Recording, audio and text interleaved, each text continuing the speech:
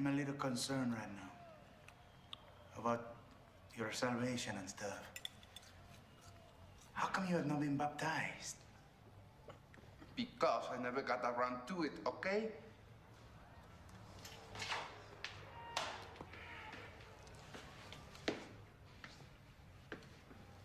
I don't know why you always have to be judging me.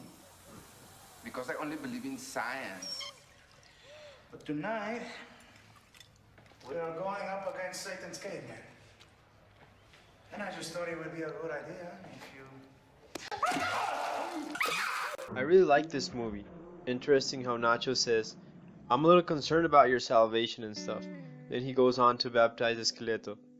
Now, can baptism in water save you? Baptism. The word in Greek is baptizo, properly submerge, sauter.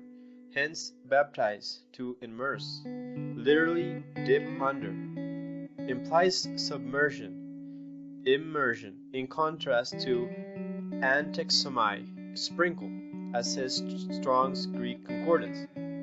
I have been wet many times, and I have heard of many babies that have been sprinkled baptized.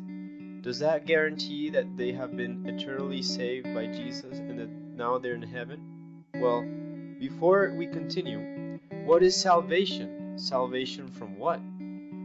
God made man in his image and put him in the Garden of Eden.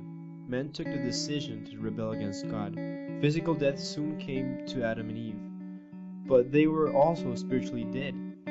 They were now separated from God because of the sin they had committed. But God loved them, so he set the plan of salvation into action. Remember how God killed an animal to clothe Adam and Eve? And how, later on, Abel, who did what pleased God, sacrificed the lamb?